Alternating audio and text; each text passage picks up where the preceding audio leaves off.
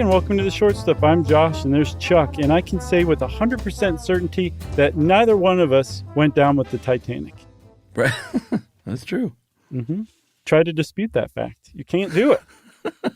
Yeah, we're talking a little bit. I know we did an episode on the Titanic, but I don't know that we really dug into the data of survivors. And I can't remember why I was looking at this, but it might have just been a story that came my way, but I just thought it was kind of interesting to look a little bit about, like, not the ones who perished, but the people who survived, and like, who were these people? Yeah, it's always about the ones that perished. Yeah. Leo slipping under the cold, murky depths. So blue. Even though he could have fit on that door. Totally. Yeah, it was kind of ridiculous, but still, it was a great ending. Yeah. So let's just kind of go over the basic facts here, right? Titanic, it left Southampton, England for New York City on April 10th, 1912. 4 days later, April 14th, maybe 3 days. I can't remember if it was right before the 14th or right before the 15th. Mm-hmm. I really kind of meandered there. I think it's the night of the 14th, so it went into the 15th. Okay, so boy, if we got that wrong, I feel dumb. 4 days into this cruise, aboard seriously what was the most luxurious luxury liner, and there were plenty of luxury liners. This was the cream of the crop, with 2,240 people on board, 900 of which were crew. It struck an iceberg, and within less than 3 hours, the whole ship, this massive ship, had completely submerged, sunk. That's right. If you're looking at the overall survival rates, women survived obviously more than men, pretty significantly. 74% of the female passengers survived, 20% of the male passengers, obviously because of the notion of women and children first, which has always sort of been the calling card of any situation, disaster situation. And not only literally Captain Edward John Smith, making that an order in the evac process, but just the general idea that, you're going to prioritize the women and children. Yeah, and they actually did. Instinctively, yeah. It's nice to see, like you can say, just statistically speaking, they definitely did. 74% of female passengers did survive, but only 20% of male passengers survived. So you're like, oh, great. Let's call it a day. It ended just great as far as those things go, right? Call it a day. The thing is if you start digging into the classes, there's some disparities that emerge that are a little disturbing. And by a little, I mean pretty disturbing and sad. Yeah. So there were 3 classes aboard, first, second, and third, and then the crew members. And they go as follows. 62% of the first class passengers survived for a couple of reasons. Obviously, they were prioritized just because, unfortunately, that's how it worked back then. Maybe still how it works a little bit. You're given priority on those lifeboats, but also just because of the sheer fact that when you're up on a higher floor, you're going to be closer to those lifeboats. You're going to be able to get there quicker and get information relayed to you quicker. Yes. Plus, all of them were automatically enrolled in the Titanic's VIP Life-Saving Members Club policy. Yeah. So the second class passengers, they didn't fare quite as well, but still not that bad. 43% of them survived. Actually, it's pretty bad. Yeah. The reason why is for the opposite reasons of what you just said. They were further away from the lifeboats. The crew paid less attention to helping them get off of the Titanic and onto those lifeboats. And so yeah, more than half of the people in second class died. And I saw that something I saw about this is that the third class passengers, which we'll talk about in a second, they actually had little cabins that were nicer than second class accommodations on other liners. Oh, yeah? But that the second class passengers had the kind of the jankiest, because for some reason, not all of the second class cabins got finished because Titanic's construction was so rushed. Oh, interesting. And apparently there were reports of people who were in second class that were finding half-eaten sandwiches that the workmen had left behind. That's how recently it was completed. I wonder if they were, that's remarkable, first of all. Thank you. I wonder if they were like, well, you got 2 crews, let's start building from the top and from the bottom. And then they ran out of time in the middle. Man, I was on a flight. You mean I went to Dominican Republic years ago. And it was one of those ones where you walk out on the tarmac and climb the stairs to board. Oh, yeah. I've never seen this before in my life, but the ground crew opened the front and the side door and said, have at it. And so people had no idea which door to go up and were like having to pass one another in the middle of the airplane trying to get to their seats. It was the dumbest boarding I've ever seen in my life. It still takes my breath away. I couldn't believe it was going on.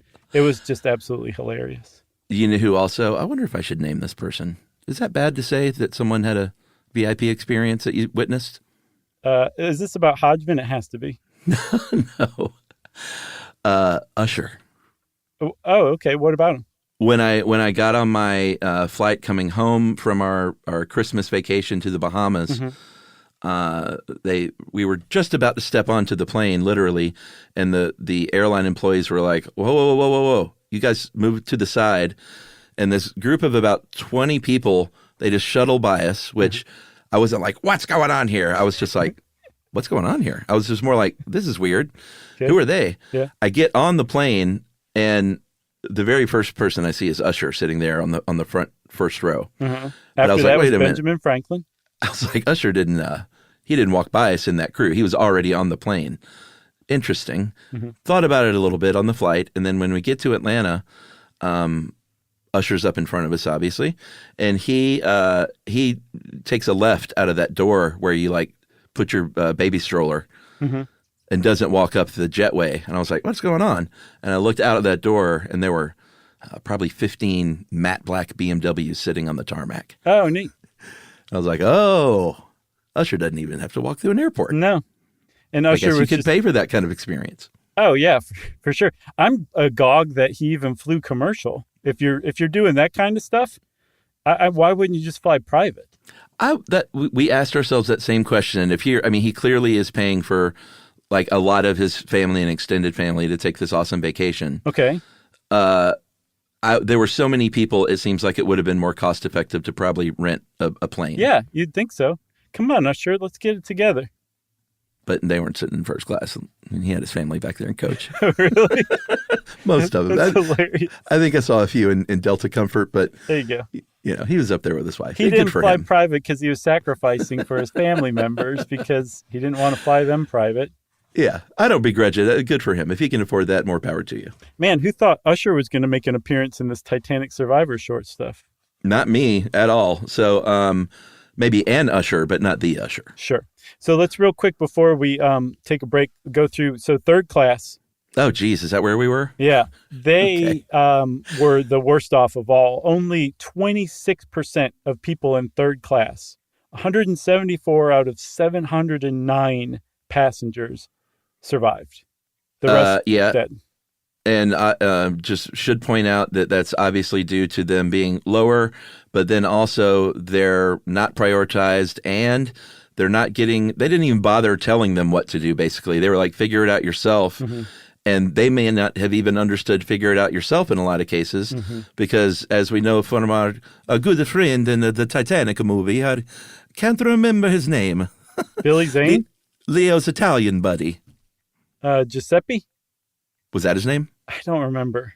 He had that. I don't think the guy was really Italian, but he, a lot of times those third class passengers on the Titanic may not have spoken English, so there was a language barrier on top of everything. Right. Yeah, ironically, that actor was Native American playing an Italian person.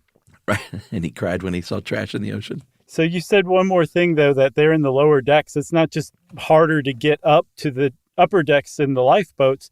That's also the first area to flood with seawater when a ship strikes an iceberg, right? So, yeah. Crew members, actually only 24% of the crew members survived. Yeah, and that's actually the lowest number. Kind of a heartfelt number because most of them died saving other people's lives. Yeah. Let's take a break and we'll come back and run through some notable survivors. How about that? Let's do it. Learning stuff with Joshua and Charles. Stuff you should know.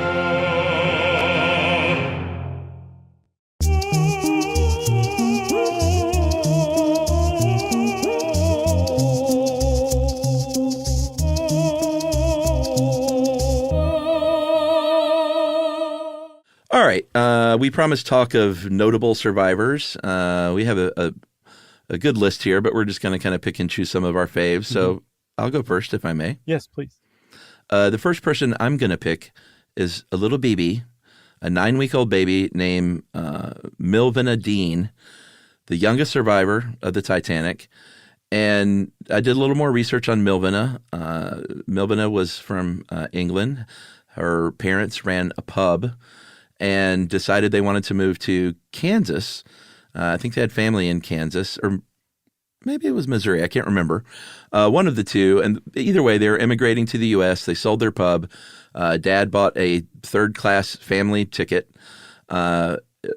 Ironically, they were not even supposed to be on the Titanic. Like a lot of the passengers, there was a coal strike that relocated them to the Titanic.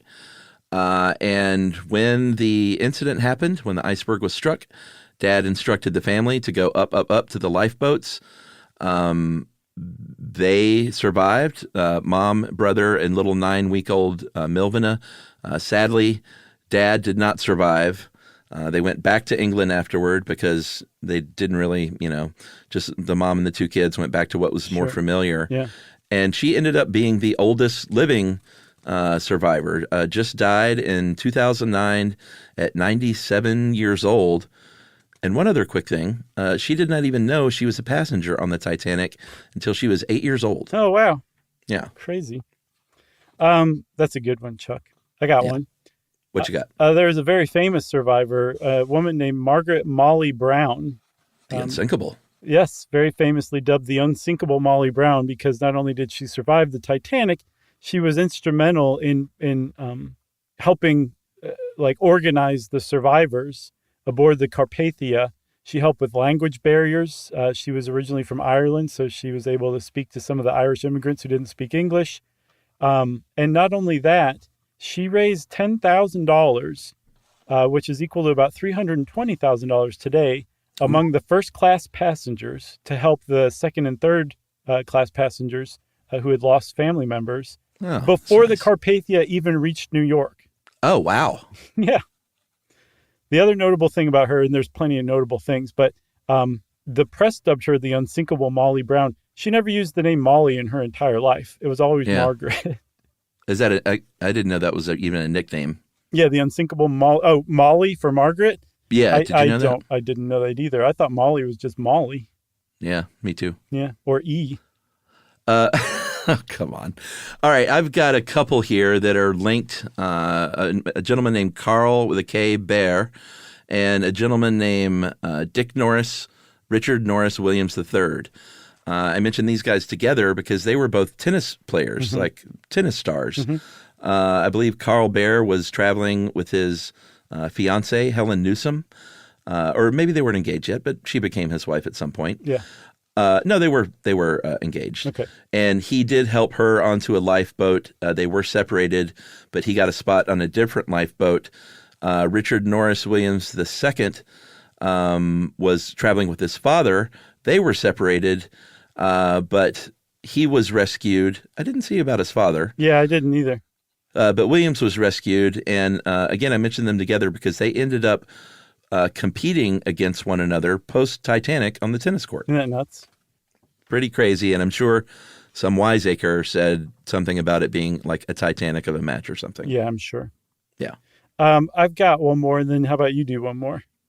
No, let's just finish up with yours. Oh, okay. This is a shorty. Well, now I have to choose. Okay. So there's a woman named Edith Rosenbaum Russell. At the time, she was just Edith Rosenbaum. She became a fashion journalist and a fashion buyer. Had she not survived, the pantsuit might never have been invented. But what she's famous for is that she had a toy pig that she brought with her that her mother had given her while she was grieving the loss of her husband who had died in a auto accident like a year or two before. So she carried this toy pig with her everywhere, Edith did. And she said that she was spending time locking her trunks because just in case the ship went down, she wanted them to float, or she didn't want people stealing from them. She didn't plan on getting out of the Titanic at all. But some random crew member grabbed the pig from her arm and said, if you're not going to save your baby, I will, and threw the pig into one of the lifeboats. And so Edith said she realized very clearly that was a sign that her mother would want her to survive because her mother had given her the pig.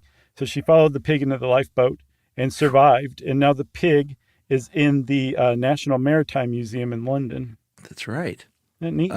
You know what? I am going to mention one more just quickly because I thought you were going to pick this guy. Yeah. But we should mention that Bruce Ismay, who was the managing director of the White Star Line that ran the Titanic, he survived. It was a guy that was in the movie. It was played by Jonathan Hyde. And he got a lot of criticism. It was on one of the last lifeboats, but still people were like, hey, women and children are perishing, and the guy who runs the whole show gets himself on a lifeboat. Yeah. You should have prioritized other people's safety. So he didn't have the best reputation after that. No. But you know what that means. Is short stuff out? Yeah. Stuff You Should Know is a production of iHeartRadio. For more podcasts from iHeartRadio, visit the iHeartRadio app, Apple Podcasts, or wherever you listen to your favorite shows.